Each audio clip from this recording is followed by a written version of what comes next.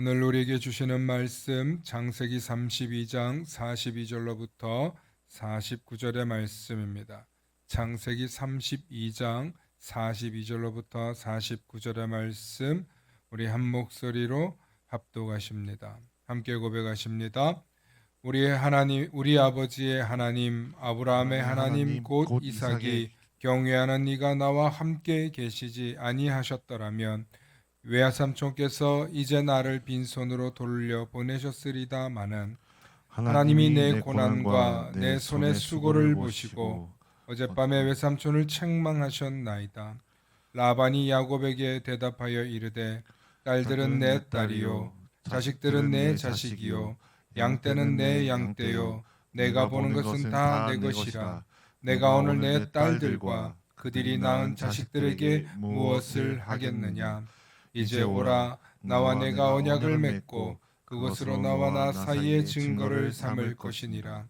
이에 야곱이 돌을 가져다가 기둥으로 세우고 또 그 형제들에게 돌을 모으라 하니 그들이 돌을 가져다가 무더기를 이루매 무리가 거기 무더기 곁에서 먹고 라반은 그것을 여갈 사하두다라 불렀고 야곱은 그것을 갈르엣이라 불렀으니 라반의 말에 오늘 이 무더기가 너와 나 사이의 증거가 된다 하였으므로 그 이름을 갈레시라 불렀으며 또 미스바라 하였으니 이는 그의 말에 우리가 서로 떠나 있을 때에 여호와께서 나와 너 사이를 살피시옵소서 함이라.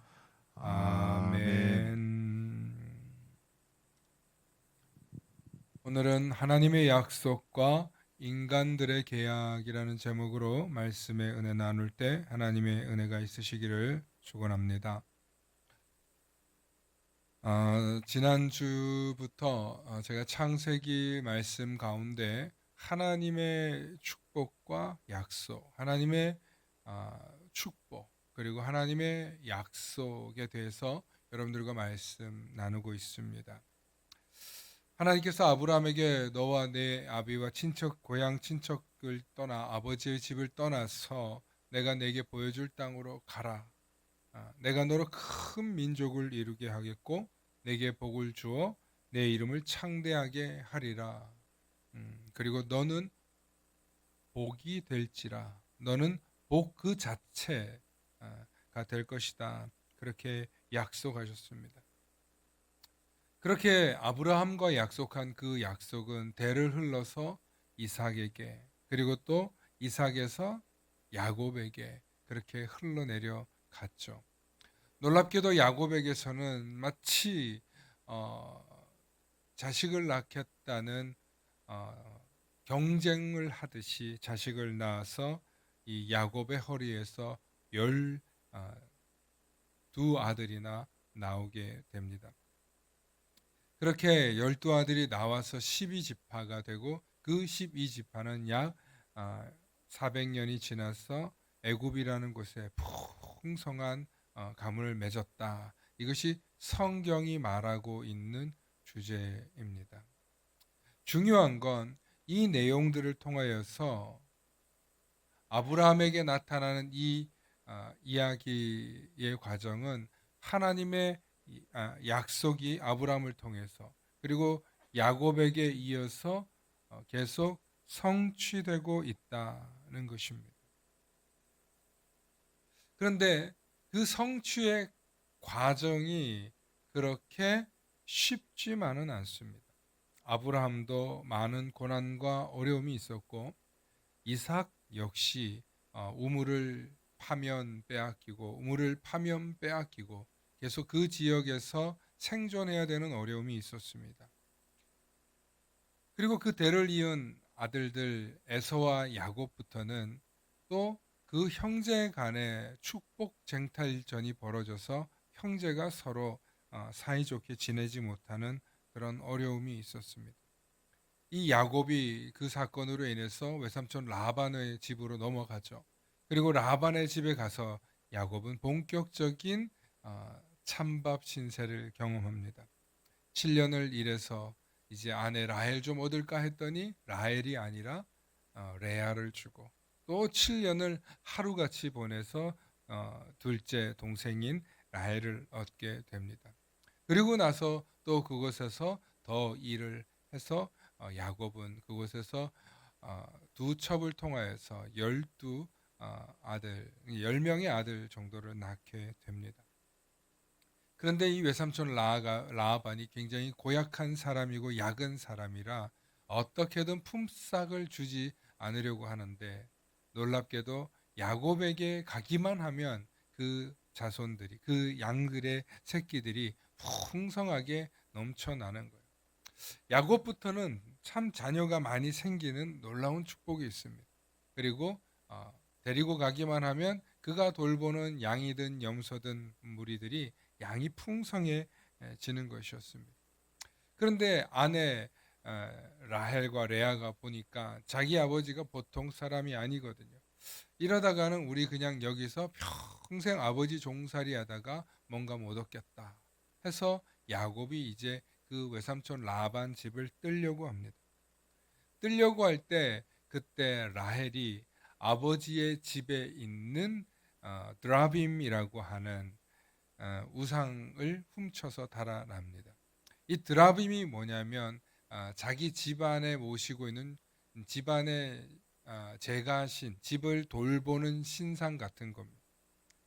그런데 그런 것들을 훔쳐서 도망하게 되니까 나중에 라반이 자신의 수호신인 드라빔이 없어진 것을 보고 야곱의 일행을 추격하게 됩니다.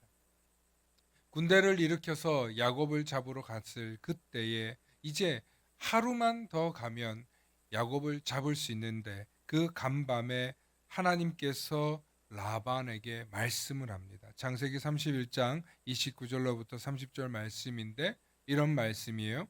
너를 해할 만한 능력이 내 손에 있으나 너희 아버지 하나님이 어젯밤에 내게 말씀하시기를 너는 삼가 야곱에게 선악간에 말하지 말라. 그러니까 선타 옳다, 그러니까 네가 판단하지 말라는 거야. 이제 네가 내 아버지 집을 사모하여 돌아가려는 것은 옳거니와. 그러니까 야곱이 자기 아버지께로 돌아가는 것은 옳거니와. 그런데 말이지, 어찌 내 신을 도둑질하였느냐, 내 신을 도둑질하였냐고 이제 라반이 왔습니다.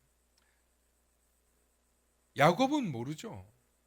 그 드라빔이, 그 수호신이 뭔지를 모르죠. 상당한 가치가 있는 아마 은장식이나 어떤 청동장식이나 이런 걸로 되었을 것입니다. 그런데 그것을 라헬이 훔쳐온 거예요. 라헬이 훔쳐온 거예요. 아버지를 떠나서 자신들이 누구인지를 증명할 길이 없어요. 이 여자들은. 그렇기 때문에 이 자신들의 수호신을, 제가 지난주에 말씀드렸지 않습니까? 아브라함이 신상을 새기는 사람이었다고, 과거에.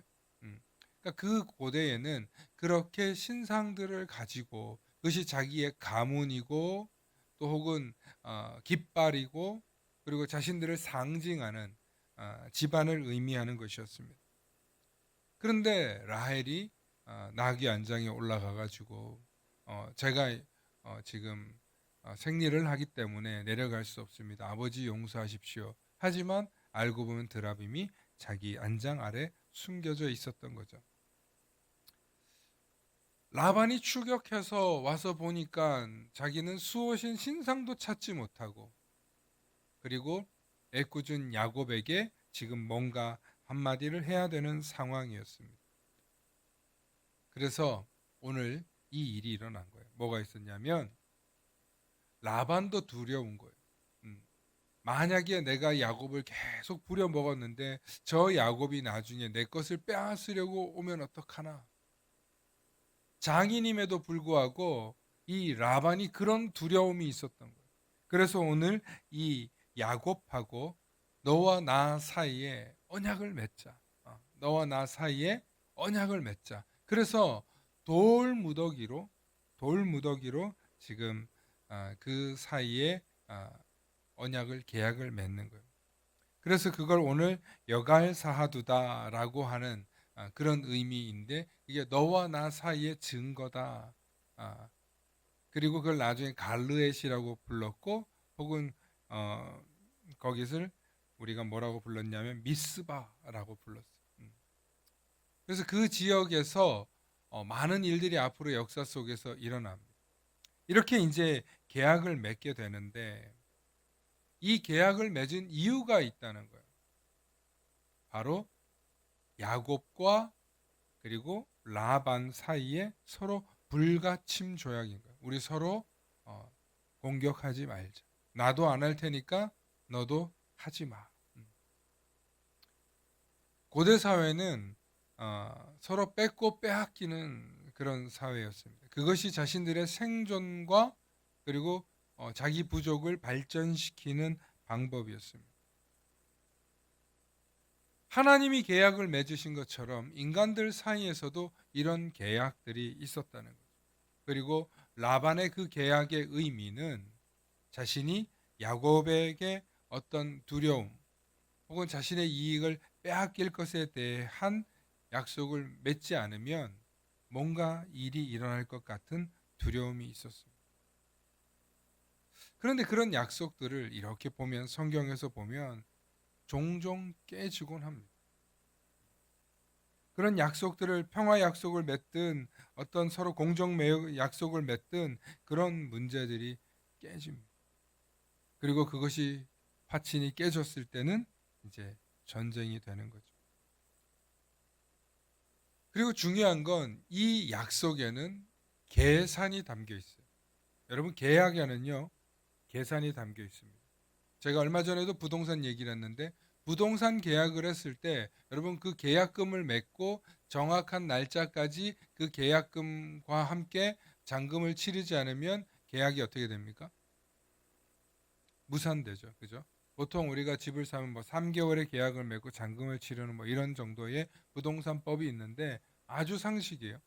그런데 만약에 팔려고 했던 사람이 나 못 팔겠다고 집값이 너무 많이 올라서 못 팔겠다 도로 나 계약 취소한다 그러면 그 사람도 그냥 끝나는 게 아니에요. 준 계약금의 2배를 돌려줘야 되는 거예요. 이것이 부동산법이고 상식적인 통용되는 법입니다. 계약에는 반드시 뭐가 딸려 있어요? 이익이라는 계산이 담겨 있어요. 누군가는 이익을 보고 누군가는 손해를 보는데 서로에게 윈윈이라고 생각할 때 합의가 되고 계약이 되는 거예요. 유럽에는 생겐 조약이라는 게 있다고 합니다. 생겐 조약이 1985년에 세워진 계획인데 저기 중간에 보시면은 저기 파란색으로 된 지역이 저기가 유럽인데 프랑스, 독일, 뭐 이렇게 등등의 나라들이 있어요. 이탈리아까지 같이 있어요. 저 나라들은 서로 여권 없이 왔다 갔다 할 수 있어요. 여권 없이. 1985년부터 무려 아주 저렇게 조약이 맺어져 있습니다. 그런데 이제 저기 노란색으로 보이는 섬 나라가 영국이거든요. 근데 저 나라는 갈 수 없습니다. 여권이 있어야 갑니다. 왜냐하면 얼마 전에 브렉시트라고 해서 영국에서 이렇게 서로 탈퇴했기 때문입니다. 여러 가지 뭐 이유가 있겠죠. 중요한 건 이런 조약들이 있어도 이 조약들은 또 언제든지 깨질 수 있어요. 그 대표적인 사건이 뭐냐면 1994년에 일어났던 부다페스트에서 일어난 우크라이나가 핵을 포기함으로 인해서 그러면 우리가 핵이 없으면 굉장히 위험한데 우리나라를 지켜줘라 하는 그런 계약이 있어요. 그게 뭐냐면 부다페스트 안전조약입니다.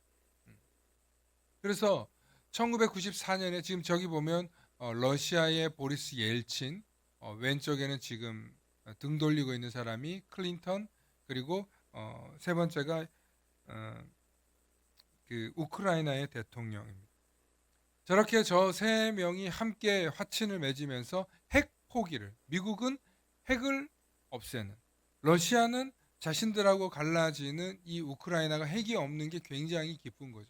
그래서 절대로 침공하지 않겠다는 조약을 맺은 게 바로 부다페스트 안전보장 각서예요.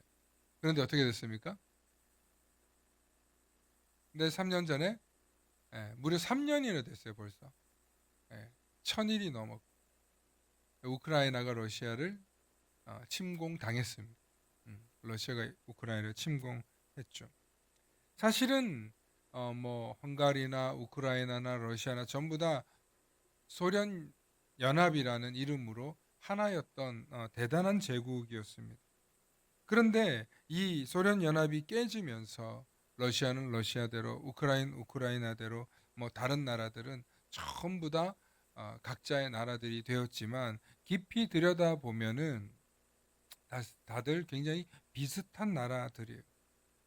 그런데 결국에는 인간의 약속은 깨어지기 마련이라는 거예요. 오늘날 한국 사회가 굉장히 고도로 발달하면서 우리 사회가 이만큼 성장하니까 우리는 정말 약속을 잘 지키고 법치 국가고 뭐 잘 될 것 같잖아요. 여러분, 그렇지 않습니다. 세계의 평화와 안정은요, 우리가 지키지 않으면 언제든지 침공당할 수 있고 어려움을 당할 수 있습니다. 그런데 우리나라 헌법에는 다른 나라를 침략하지 않겠다는 법이 있어요. 우리나라 법 자체에. 왜 그런 법을 만들었냐면 우리 스스로 독립하여서 국가를 건설한 게 아니었기 때문에 그래요. 그래서 헌법을 제조하고 할 때 누구 눈치 봤겠습니까? 미국과 유엔의 눈치를 본 거예요. 그래서 우리나라는 절대로 침공하지 않겠다. 그리고 그런 국가 설립을 할 때 옆 나라인 전 세계를 침략했던 일본은 뭐 하겠다 했냐면 우리는 군대를 창설하지 않겠다. 그런 법이 일본 자체에서도 패전국이 되고 했어요. 그런데 얼마 전에 어떻게 법이 바뀌었습니까? 일본에서 우리도 군대를 할 수 있다라는 법으로 바꿨습니다. 세계는 점점 서로 눈치를 보면서 이때쯤이면 우리가 말해도 다른 나라들이 말하지 않겠지 하고 그렇게 바뀝니다. 우리 위로는 중국이 있고 또 러시아가 있고 옆으로는 또 일본이 있고 얼마나 많은 대국들이 있는지 모릅니다. 제가 오늘 여기서 이런 이야기를 하는 건 우리나라가 뭐 힘을 길러서 강해져야 된다 그런 얘기를 하려고 하는 게 아니에요. 인간이 사는 세상에는 언제든지 계약을 맺어도 그 계약은 서로의 이익과 맞지 않으면 언제든지 깨질 수 있고 힘의 균형에 따라서 깨질 수 있다는 사실을 믿으시기 바랍니다. 그러니까 결국에는 우리가 안전하게 살고 이 나라에서 당당하게 살아가기 위해선 우리 스스로 연합하고 우리 스스로 더욱더 하나가 되고 우리 스스로 더욱더 나라를 강하게 해야 되는 거예요. 근데 그런 일을 어떻게 할 수 있을까요? 약속을 믿을 수 있는 나라가 되면 됩니다. 서로 약속을 신뢰할 수 있는 그런 나라, 굉장히 고등한 나라예요. 그런 나라가 되기가 쉽지 않아요. 그런데 그런 나라가 되기 위해서는 오늘 말씀이 참 중요해요. 하나님께서는 아브라함하고 언약을 맺으시고 그 자손들이 큰 민족을 이루려고 약속하셨죠. 그리고 그 약속은 우리 인간들과 인간들 사이에 큰 소망과 그리고 비전이 될 수 있었습니다. 그런데 그렇게 하나님이 좋은 약속을 우리에게 주셨음에도 불구하고 우리는 어떻게 해요? 그 하나님의 약속을 신뢰하지 않고 인간의 계산과 우리의 욕망으로 하나님 뜻대로 살지 못하고 끊임없이 우리는 뭐예요? 범죄한다는 거예요. 범죄하는 거예요. 그런데 그렇게 범죄하는 우리를 구원하기 위해서 누굴 보내셨습니까? 누구 보내셨어요? 예수 그리스도를 보내셨잖아요. 그러니까 이 예수 그리스도가 오셔서 우리의 죄를 사해 주시는 그 또한 구원의 언약이 우리에게 있어요. 우리 그걸 믿기 때문에 서로 구원받은 공동체라고 얘기를 합니다. 놀라운 것은 예수 그리스도를 통해서 주어진 이 새 언약을 통하여서 우리는 이 땅에서의 구원뿐만 아니라 영원한 생명을 얻는 그런 약속을 얻게 됩니다. 이것은 이 땅에서 받는 어떤 축복과도 비교할 수 없는 더 큰 평강과 기쁨과 위로와 소망이 된다는 것. 그래서 어쩌면 이것은 우리의 돈으로 해결할 수 없는 하나님의 축복이에요. 그리고 이 언약은 돈이나 노력으로 얻을 수 있는 게 아니라 오직 예수 그리스도를 믿는 믿음의 약속으로 얻을 수 있는 거예요. 그래서 히브리서 10장 23절에 약속하신 이는 믿으시니, 이 믿으시다라는 뜻이 무슨 뜻이냐면 믿을만 하시니라는 순수 우리말이에요. 그래서 우리가 믿는 도리의 소망을 움직이지 말고 이 믿는 도리를, 믿는 약속의 소망을 움직이지 말라, 요동치 말라는 뜻이에요. 그리고 굳게 잡아 우리의 믿음으로 든든히 서서 하나님의 약속을 붙잡고 예수 그리스도를 통하여 주신 이 새 언약을 붙잡고 우리는 그리스도인으로 승리하고 살아가죠. 그래서 이 예수의 소망, 새 언약의 소망을 가지고 우리 그리스도인들은 세상이 줄 수 없는 평강과 신분의 변화를 경험하게 된 거예요.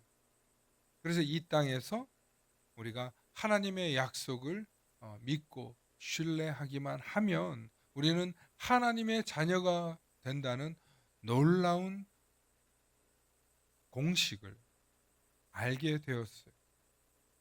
그런데 이 공식을 알게는 되었는데, 그래서 이 약속을 믿고 신뢰하고 하나님께 복받기를 원하는데 우리는 하나님과의 약속을 어김없이 깨트려요. 신뢰하지 못해서 깨트려요. 순종하지 못해서 깨트려요. 그럼에도 불구하고 하나님은 우리가 실수하고 실패하고 연약해도 하나님은 우리에게 긍휼을 베풀어 주십니다. 예수님도 우리에게 그렇게 말씀하셨죠. 누가복음 5장 32절에 내가 의인을 부르러 온 것이 아니요 누구를 부르러 왔어요?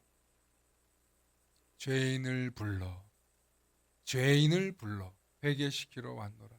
예수님께서 의인을 부르러 온 게 아니고 죄인을 불러 회개시키러 왔노라. 이것이 예수님이 우리에게 주시는 산 소망이에요. 그리고 우리는 그 말씀을 믿기 때문에 소망을 가지고 살아가는 거예요. 그래서 요엘서 2장 12절과 14절에 보면 여호와의 말씀에 너희는 이제라도 금식하고 울고 애통하며 마음을 다하여 내게로 돌아오라. 내게로 돌아오라. 너희는 옷을 찢지 말고 마음을 찢고 너희 하나님 여호와께로 돌아올지어다. 그는 은혜로우시며 자비로우시며 노하기를 더디하시며 인애가 크시사 뜻을 돌이켜 재앙을 내리지 아니하시나니 주께서 혹시 마음과 뜻을 돌이키시고 그 뒤에 복을 내리사 너희 하나님 여호와께서 소제와 전제를 드리게 하지 아니하실는지 누가 알겠느냐. 즉 너희가 회개하고 돌아오면 하나님께서 그 회개의 제사를, 그 회개의 예배를 받지 아니하시겠느냐. 하나님은 그런 하나님이시다. 그러니 회개하고 돌아오기만 하면 하나님이 우리에게 새로운 계약을, 새로운 언약을 주시겠다. 그러니 제발 좀 회개하고 돌아오라. 이것이 요엘서의 핵심입니다. 그리고 이것이 여전히 오늘도 이 세상을 향한 하나님의 말씀이고 이 세상을 향한 교회가 주는 메시지입니다. 그렇지 않습니까? 교회가 십자가를 세우고 그 십자가를 통해서 우리에게 보라는 게 뭐예요? 교회는 무덤이다. 교회 와서 죽어라. 이런 뜻인가요? 아니에요. 저 십자가의 약속을 보고 돌아오라. 그리하면 이곳에서는 뭐가 일어나는 거예요? 축제가, 감사가, 기쁨의 예배가 일어나는 거예요. 얼마나 귀한 자리입니까? 이 성전에서 우리가 함께 하나님께 예배하고 하나님께 영광 돌리니 얼마나 감사한 자리예요. 근데 자꾸 이런 걸 잊어버리는 거예요. 회개하고 돌이켜 오면 언제든지 새로운 계약을 맺을 수 있도록 하나님이 해주셨으니 얼마나 놀라운 약속입니다. 얼마나 놀라운 축복입니까? 그런데 이걸 알려주었는데도 믿지 않는 사람들이 있어요. 교회에 오면 회개해야 된다는 거 알면서도 교회에 못 들어오는 사람들이 있어요. 아니, 놀랍게도 회개를 할 수 없는 사람들이 있더라는 거예요. 아니, 목사님, 그럼 태어날 때부터 회개할 수 없는 사람이 있다는 거예요? 그런 얘기가 아니에요. 회개를 할 수 없는 사람들 왜 회개를 하지 못하느냐? 죄 때문에 회개를 하지 못한다. 그 사람의 마음속에 죄악으로 가득하기 때문에 그 죄악 때문에 회개를 하지 못하는 거예요. 아니 목사님 무슨 말이에요? 죄가 있으면 회개를 하면 되죠. 때가 있으면 목욕탕에 가서 씻으면 되죠. 그런데 그게 아니에요. 우리 심령이 회개를 하지 못하면 하나님 앞에 나올 수 없거든요. 그런데 우리의 심령이 죄악으로 가득 차 있으면 회개할 생각을 못해요. 왜냐하면 하나님이 나를 용서해 주신다는 그 언약이 안 믿어지기 때문이에요. 약속이 안 믿어지는데 어떻게 계약을 맺습니까? 저 사람을 못 믿는데 어떻게 약속을 하겠습니까? 왜요? 신뢰가 없어요. 믿음이 없어요. 왜? 저 사람도 나처럼 죄인이니까. 내 속에 죄로 가득 차니까 상대방을 못 믿는 거예요. 이게 말처럼 쉬운 게 아니에요. 우리 솔직하게 말하면 저와 여러분들이 다 하나님 보시기에 죄인입니까? 아닙니까? 저와 여러분들은 하나님 보시기에 다 죄인이에요. 그런데 다행스럽게도 우리는 뭘 믿습니까? 하나님이 우리를 용서해 주실 것을 믿잖아요. 아니에요? 우린 믿잖아요. 왜? 하나님이 나를 용서해 주실 것이라는 믿음이 있어요. 그래서 하나님께 죄사함의 은혜를 입는 거예요. 하나님이 날 용서해 줄 걸 믿기 때문에 하나님 앞에 나올 수 있는 거예요. 재밌는 건요, 아이들도 똑같아요. 아빠가 막 화가 나 있잖아요. 그러면 애들이 못 다가와요. 무서워서. 그런데 아니야, 아빠 혼내지 않아. 아빠 안아주려고 그래. 분명히 얘가 잘못했는데, 내가 잘못한 거 아는데, 내가 지금 혼날 상태인데 아빠가 화 안 내고 야단 안 치고 사랑해 준다는 말을 믿으니까 얼른 달려와서 안겨요. 그리고 몸을 베베 꼬면서 애교를 부리기 시작해요. 사랑해 달라고, 용서해 달라고. 그게 뭐예요? 부모와 자식 간에 뭐가 있기 때문에 그래요? 아빠가 나를 사랑한다는 믿음이 있기 때문이에요. 우리도 마찬가지. 우리가 하나님 앞에 못 나오는 사람들을요, 자꾸 뭐라고 하지 마세요. 불쌍히 여기세요. 긍휼히 여기세요. 왜? 죄악으로 이 마음이 뒤덮여 있기 때문에 하나님 앞에 나올 생각을 못 한다니까요. 우리 성도들 가운데 그런 분들 가끔 만나요. 아니, 교회만 가자 그러면 못 들어온다는 사람들이 있다고. 저 문턱이 저게 별게 아닌데 무슨 2m 담장으로 교회 문을 막아놓은 것도 아닌데 저길 못 들어온다는 거예요. 아유, 아니야, 아니야. 그 앞에서 딱 못 들어오는 사람들이 있어요. 귀신에 뭐 잡혀서 그렇다 뭐 이런 얘기가 아니에요. 그 마음에 찔림이 있어서 그런 거예요. 내가 하나님 앞에 나아갈 엄두가 안 나는 거예요. 왜냐하면 저기 큰 신이 있으니까. 네. 여러분 세상 사람들도 교회에 가면 큰 신이 있다고 생각하신답니다. 그런 큰 신 앞에 나아가면 내가 어떤 존재인지를 아는 거예요. 세상 사람들은, 예수 믿지 못하는 사람들은. 그런데 그런 은혜의 메커니즘을 모르는 사람들은 그냥 교회에 아무 천지분간 없이 오는 사람들도 있죠. 차라리 그게 나아, 차라리. 그런데 여러분, 그 사람 속에 깊은 죄의 용서의 은혜를 경험해 본 사람은 이 성전에 들어온다는 거죠. 이 예배당에 들어와서 하나님 앞에 기도하고 하나님께 매달리고 하나님께 부르짖을 수 있는 게 얼마나 큰 은혜인지 몰라요. 왜냐하면 약속을 믿을 수 있기 때문에. 하나님이 나를 용서해 주시고 나를 구원의 은혜로 초대하실 것을 믿을 수 있기 때문에. 야곱과 라반의 약속은 인간의 두려움과 계산으로 깔려진 약속이지만 하나님과 언약의 관계는 그런 게 아니에요. 하나님의 약속은 변함없으시고 우리에게 영원한 평화와 생명을 가져다 주시는 은혜의 약속이에요. 그것은 마치 아버지와 자녀의, 부모와 자녀의 사랑의 관계와 같은 거예요. 하나님은 언제든지 우리를 사랑해 주시고 용서해 줄 마음으로 저와 여러분들을 부르고 계시는 줄 믿습니다. 오늘도 예수님 말씀하시잖아요. 누구든지 내가 의인을 부르러 온 것이 아니요 죄인을 불러 회개시키러 왔노라. 오늘 우리가 이 성전에 모여서, 오늘 이 예배당에 모여서 기억할 것은 하나님의 언약을 믿을 수 있는 사람 되실 수 있기를 축원합니다. 그 믿음 속에서 여러분들이 조금 부족해도, 조금 실수해도, 조금 모자라도 여기 와서 계시는 거예요.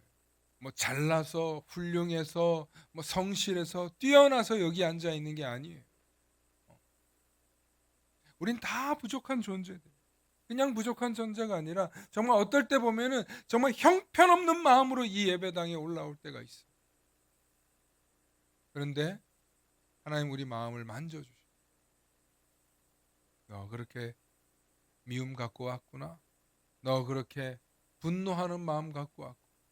너 그렇게 속상한 마음 갖고 왔구나. 그거 다 내려놓고 내 말을 먹고 내 얘기를 듣고 위로와 소망을 얻어라. 그게 구원이고, 그게 평강이고, 그게 위로고, 그게 생명이고, 그게 사는 거예요. 할렐루야. 거기에 치유가 일어나는 거예요. 거기에 생명이 일어나는 거예요. 거기에 진짜 구원의 역사가 일어나고 부활의 기쁨도 회복되는 줄로 믿으시길 바랍니다. 그러면 저와 여러분들은 뭘 해야 되냐? 항상 예배당에 오면 이곳에 와서 하나님께서 내가 의롭다고 부르신 게 아니라 내가 죄인이지만 나를 긍휼히 여겨주시고 나를 자녀 삼으심으로 부르셨다는 그 믿음으로 앉아 있으시기를 축원합니다. 그래서 이런 사람이나 저런 사람이나 평가하지 말고, 혹은 이런 사람이나 저런 사람들까지도 포용하고 품고 더욱더 큰 사랑으로 사랑하시는 그 하나님의 긍휼과 은혜를 바라보면서 하나님의 그 크신 자비하심 속에 더욱더 깊은 은혜를 누리시길 축원합니다. 우리는 늘 누군가를 보며, 어떤 상황을 보며 비교하고 평가합니다. 그렇기 때문에 우리는 자꾸 계약을 맺으려고 하고 어떤 룰을 만들려고 합니다. 과연 그게 좋은 걸까요? 그렇게 하기보다는 늘 하나님께서 우리를 더 크신 사랑으로 우리를 부르시고 복 주시고 위로하여 주신다는 그 사실을 믿음으로 죄인됨이지만 주님께서 우리를 용서해 주시는 그 의인됨을 향해서 나아가시는 저와 여러분들 되시길 축원합니다. 함께 기도하십니다. 좋으신 아버지 하나님 참 감사합니다. 하나님, 우리는 이 모양 저 모양으로 이익과 계산을 따지며 세상에서 분주하게 살다가 주님 전에 나옵니다. 주님 전에 나온 우리의 모든 심령들이 세상의 것들 내려놓고 움켜쥐었던 것 다 내려놓고 주님을 바라볼 수 있는 믿음을 부어 주시옵소서. 그래서 영원한 주님의 사랑과 은총으로 우리를 구원하여 주시며 주님의 자비를 베풀어 주시는 그 크고 넓은 사랑을 믿으며 그 약속 앞에 신뢰함으로 나아가서 죄의 용서함을 받고 새로운 소망으로 숨쉬고 꿈꾸며 새 하루를 시작할 수 있는 죄의 용서함을 받는 우리 모두가 되게 해 주시옵소서. 하나님, 용서함 받으면 얼마나 기쁩니까? 하나님, 날마다 그 용서함 받음의 기쁨을 누리지만 더욱더 또 하나님께 기쁘시게 할, 하나님을 찬양하며 하나님을 높이는 삶을 살아가는 우리 모두 될 수 있도록 하나님 힘과 지혜 주시고, 내가 하나님 더 감사하며 하나님께 사랑하노라고 고백할 수 있는 믿음으로 더욱더 성장하는 우리 교회 되게 하여 주시옵소서.